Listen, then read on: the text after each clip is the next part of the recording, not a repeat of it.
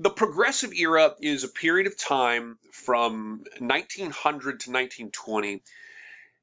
In fairness, we actually might say 1901, because it's 1901 when Theodore Roosevelt becomes the President of the United States, and Theodore Roosevelt is generally associated with the beginning of the Progressive Era. We will have a section on the progressive presidents. However, in fairness, the Progressive Era really exists not simply because of presidential leadership, but also because Americans at the grassroots level really demanded that state and federal governments take action to fix some of the problems of the period. The progressive period, the way to define this period, I think the best way to define the progressive period as an era of robust reform in the United States. It's really an area that's centered on life in the urban and industrial age more than anything else, though not exclusively, because of course we have environmental protection as well. But it's an era of reform in the United States that is really based on the principle that the government can actually be used as a vehicle to improve the situation for Americans, working and middle class Americans particularly. The government, whether the federal government or state governments. Generally, so it's this era of reform really centered around that idea that the government can improve the lives, improve American society. It's centered largely on the urban and industrial age. It is at this period of time generally where you come to the point where you start to see more people in America living in cities than in the countryside. It's during this general early 20th century period where that change happens. And there's some serious problems in cities with polluted drinking water, with tenement houses that were unsafe, that were vectors for disease, with jobs for working class people that were inherently dangerous and poorly paid. So the urban and industrial age, the plight of workers, homelessness, poverty, wage inequality in general, is really one of the big focus points of the progressive period. So it is largely a reaction to the repressive, dirty, dangerous, and corrupt political world of industrial America during the Gilded Age, that period of the Industrial Revolution from 1870 to 1900. Based on the idea that the government could actually be a tool for reform. And in that sense, the progressive era is a really significant moment in American history, because during the Gilded Age, there was a pretty widely held viewpoint that presidents did not have a role in sort of working to address the issues or concerns of working class or middle class people. Instead, the government, most presidents saw the federal government's role as overseeing economics and ensuring that business was smooth and functioning well, and they didn't see themselves as in a position where they should be passing laws to help middle and working class Americans. The progressive era really changes that. You start to see American presidents and individuals at the state level as well. Many of them begin to understand their job as a leader of American society as a whole. And so not just about economics, not just about the benefits and profits of the largest monopolies, but that American society was also based on programs of opportunity and improvement, and in general improvement of conditions, from the environment to education to wages to and working class individuals for all Americans. And I think the idea here is that the healthier that American society was as a whole, the better, is an attitude that I think a lot of American progressives, that was an attitude they possessed. Generally, it's an anti-socialist movement. So sometimes in the 21st century, we hear this political rhetoric that anything that involves the government trying to control or regulate something out of the sort of benefit of the society as a whole sometimes gets branded with a negative sort of connotation, that it's somehow socialist and as a result of that somehow un-American. which is a problematic kind of way of thinking in general. However, when we look back at this era of reform, it's actually anti-socialist. At the turn of the 20th century, there were a lot of concerns developing in the world, particularly in Europe, about more radical, sort of revolutionary and anarchist movements, particularly from places like Eastern Europe. In fact, President William McKinley, who was assassinated when Theodore Roosevelt was vice president, he was assassinated in Buffalo, New York, by an anarchist. And so there was a real fear about anti-government sort of revolutionary activity and or revolutionary socialism or Marxism as a developing sort of thing in the world. Americans became concerned about this. And a lot of progressive reformers feared that if the sort of imbalance of inequality in the United States was allowed to persist, that the United States might itself witness an uprising against the government by the masses. And they saw regulation and reform and an improvement of the society as a whole as a way to prevent like a radical socialist or anti-government type of movement in the United States. So it was actually anti-socialist, democratic, and it was really based around the idea of using the government as a tool that could reform American society for the better good of all. So that's why I say it's an honest and partially successful middle-class attempt at reform, though there are some contradictions here, and we'll see that there's not really a movement here. The progressive period or progressive era is an era because it's an era of reform. It's not a reform movement, meaning that if it was a movement, everybody would like agree this needs to be done, right? It's not that. Instead, progressives sometimes agree, but sometimes they diverge radically. There are progressives, for example, who are forming the NAACP, like W.E.B. Du Bois, and is fighting for civil rights. There are other progressives who are pursuing other forms of progressive reforms, but are racist. And so it's a partially successful middle-class attempt at reform, but it's not a singular movement. It's not that they're not all agreeing on everything. They're agreeing on some basic points. What are the catalysts? What's the reality of America at this time? So the period of the Gilded Age from 1870 to 1900 sees urban populations tripling. And it's into the early 20th century, we see more Americans living in urban areas than in the countryside. The New York City population grew to 3.5 million people, which at the time was an unprecedentedly massive city. This is an era where you see the first skyscrapers developed by individuals like Louis Sullivan, who develops around the skyscraper and the use of the elevator, in which, of course, you have high-rise buildings. The elevator then makes it possible to not have to climb so many stairs, right? So skyscrapers and elevators, the skylines of cities are changing. This is an end of the so-called walking city.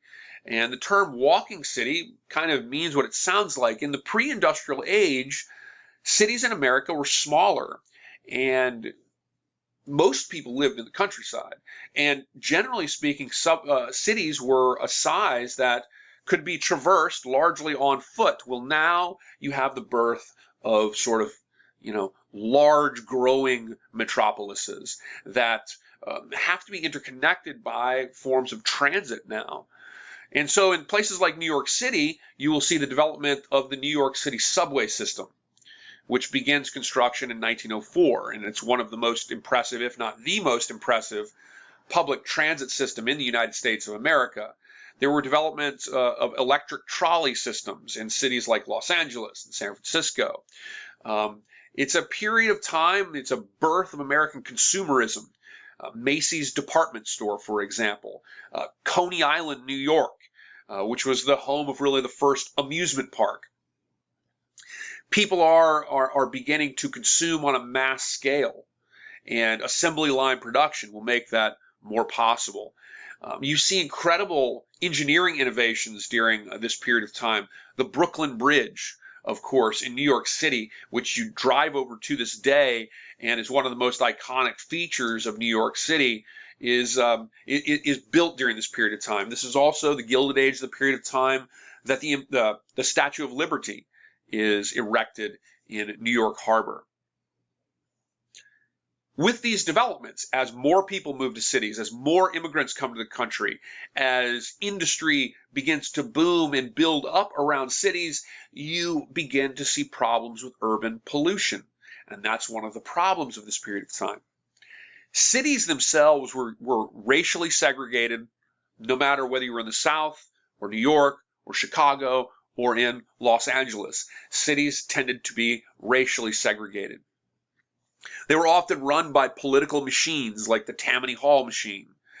And these were corrupt machines that they're called machines because effectively they had a monopoly on political power within the cities, usually by buying off people's votes. So it's a corrupt political process in many of the cities. Poor conditions, how do we learn about this? How do we begin to reform as an American society? And the way American society or Americans begin to start, thinking about ways to address this comes from investigative journalism, particularly from muckrakers like Jacob A. Riis, who wrote the work How the Other Half Lives. A muckraker, a term that was actually coined by Theodore Roosevelt. Muckraker was basically a way to refer to an investigative journalist, individuals who went into places like New York City or with Upton Sinclair, went into the meatpacking industry, and they documented the conditions, and then they published it. They produced reports, they wrote books that people read. And suddenly people became aware, Americans became increasingly aware of issues that they wouldn't have otherwise been aware of, and encouraging them to push for reform at a grassroots level. Cities were dominated by tenement houses, the dumbbell tenement, which was notorious for disease and for burning down. They were the building standards in this period of time were very, very poor. There's a massive influx of immigrants during this period of time, 2,100 immigrants a day in 1882, many to New York City, like Italians, people from the Slavic areas of Eastern Europe, Polish populations, and of course Irish Catholic individuals. And these individuals faced a great deal of discrimination in the United States. Americans, during this time period, there's a long history of racism in the United States. And these individuals were often constructed as being somehow non-white, and therefore they were oftentimes discriminated against. And in places like New York City, these groups often formed their own little communities. There was a Jewish community in New York. There's an Italian or Little Italy. You have the Irish community in the city, and they became kind of isolated in these little areas and oftentimes faced a great deal of racial discrimination because they did not fall into the category of being a white Anglo-Saxon Protestant, which was how many xenophobic individuals in the United States believed you had to be fully American. Catalyst for the progressive era, of course, urban growth. Interestingly, progressives believed that cities made people weak. They thought that urban development, you had poor air, you didn't have the ability to go outside and hunt or work on a farm, and progressives often believed that cities made people weak. And it's for this reason that the progressive era and the end of the Gilded Age, you see the emergence of organizations like the YMCA, the YWCA, the Boy Scouts, and even the development of things like college football, all of which were really created around the idea that they would make young people stronger. And even war. Some progressives like Theodore Roosevelt believed that war, even though when Theodore Roosevelt was president, he never took the United States into a major war. But he believed that young white men, again, race is very deeply ingrained in the United States at this time. And Theodore Roosevelt believed that those types of programs, as well as war, would help build strong white American men. Teddy Roosevelt, and there's been some scholars writing books about this. If anybody was interested in reading them, scholars like Kristen Hoganson, wrote a very impressive work about the role that manliness, this idea of manliness, again, it's a construct, just like what it means to be feminine, what it means to be manly, what it means to be, what your gender sort of is supposed to mean is a construct of society. And Theodore Roosevelt was among a group of Americans who believed that white manliness in the United States was somehow the peak of civilization. And he believed it was the peak of civilization because, one, you had these white people from Europe who had come to America, and in the sort of manifest destiny of Western migration during the 1800s, these white men had sort of engaged and fought with the wild and barbaric Native American people, who he would have regarded, and many progressives would have regarded, as not civilized. For this reason, Theodore Roosevelt advocated involvement, or this is part of the reason, it's not the only reason, but he advocated involvement in the Spanish-American War in Cuba and Puerto Rico. He also advocated America's involvement in the Philippine-American War, which was actually one of the first sort of brutal colonial wars fought by the United States. And he believed that, fighting in these wars would expose white American men to conflict and to, in the case of the Philippines, a wild and barbaric world that would somehow make them stronger and would therefore address the sort of problems presented by a growing urban and consumerist America. Here's an early photo of a college football game. College football, there was no professional football at this time. College football, at least in the sense of like the National Football League, didn't exist yet. But college football was born largely out of a desire of individuals to try and make young men strong by effectively imitating a sort of form of controlled combat. And college football in the early 1900s was incredibly dangerous. There were actually cases of people dying on the field, and this led to some criticism of the game, even from people like Theodore Roosevelt, who were somewhat concerned that it might be perhaps even too dangerous.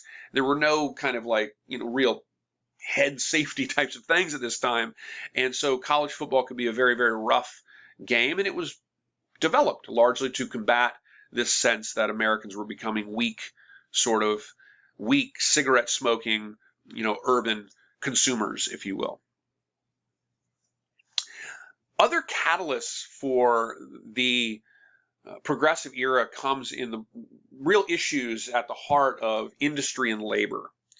So during the Gilded Age, it was almost impossible for unskilled workers to unionize. Now you see here, there's a lot of strikes during the Gilded Age, 23,000 strikes, and they had some 50% success rate.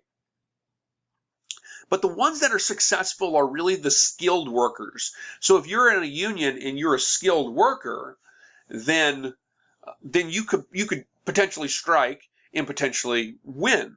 If you're an unskilled worker, then the employer has no reason to not just say, okay, they're going to hire the next person waiting for the job. Unionized workers represented a very small percent of labor, so this number should not, you shouldn't be, misled by that. Unionization of workers was a very small percentage.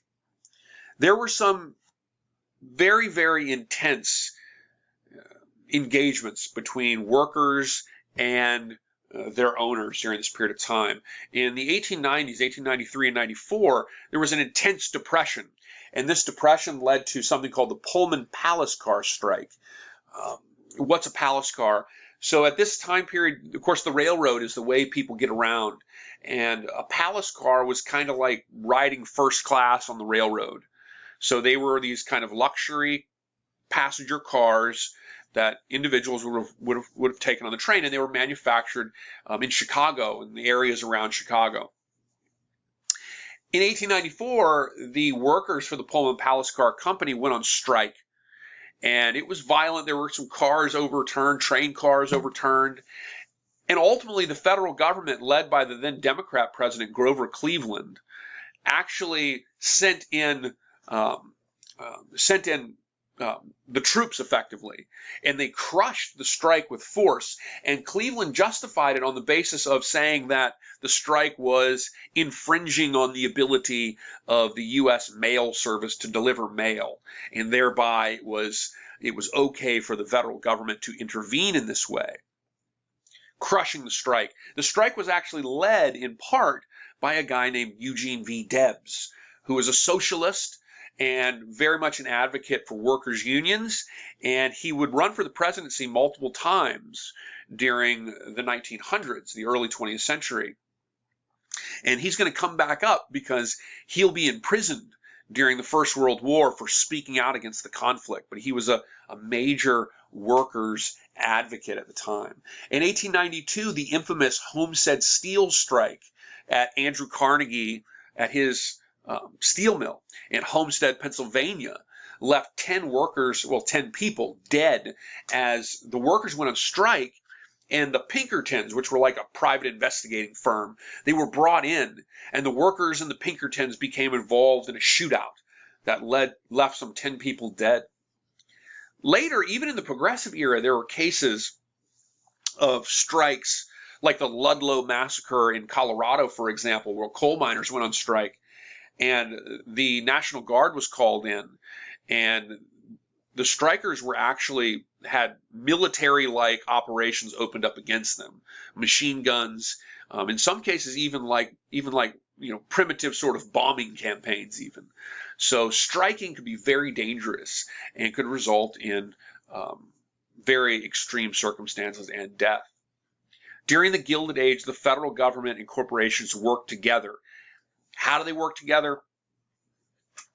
They work together by having the courts on their side.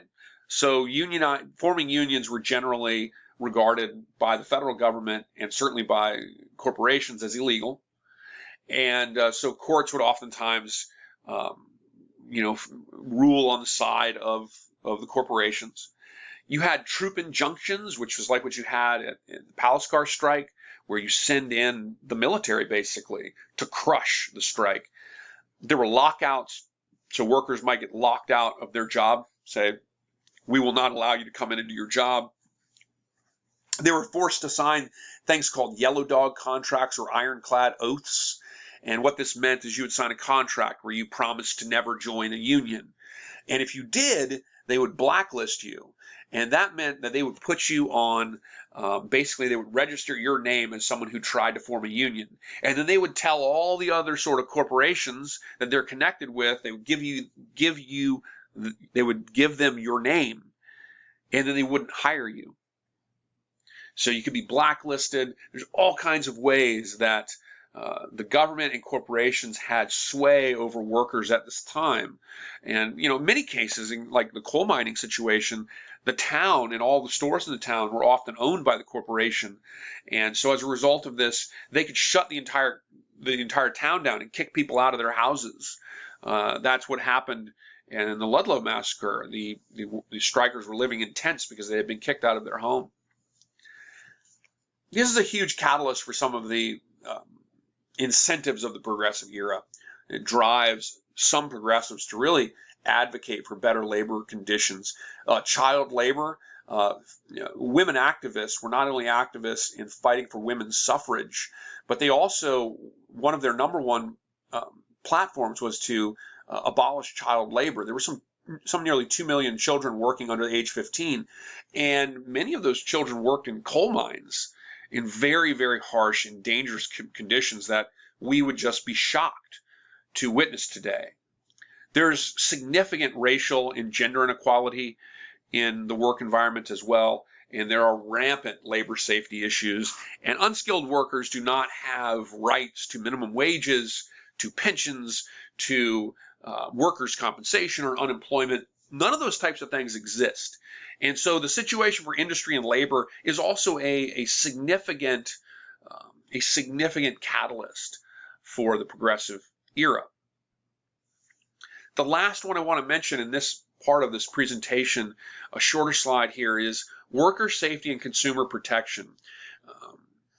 Worker safety and consumer protection were very significant developments for the Progressive era. And some of the most significant legislation of the Progressive era focused on some of these issues.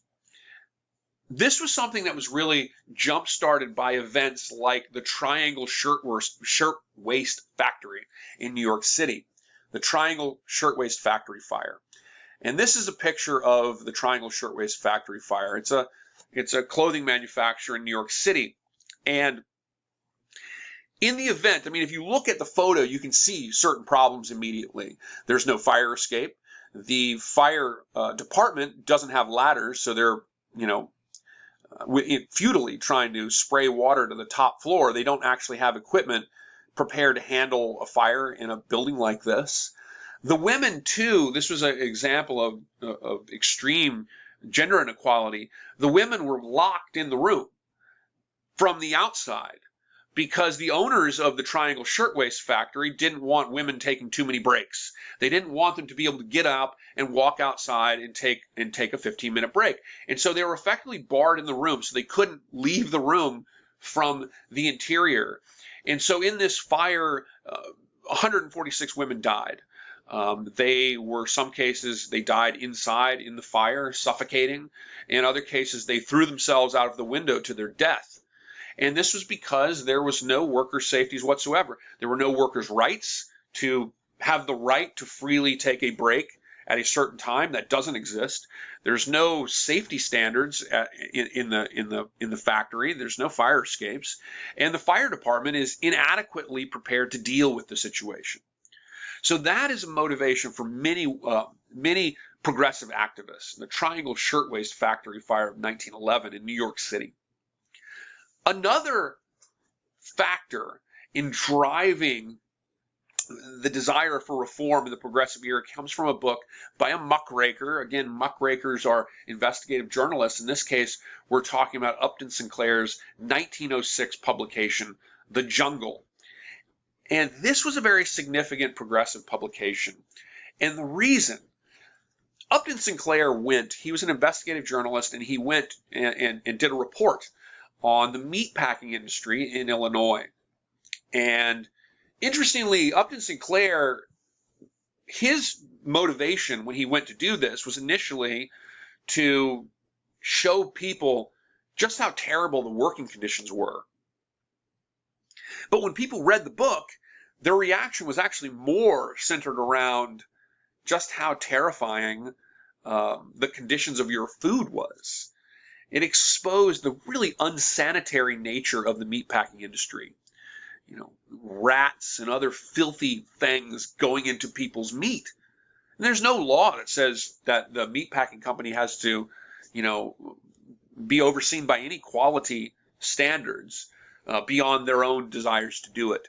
And so middle-class Americans looked at this and really reacted with anger and concern for the quality of the food that they're consuming.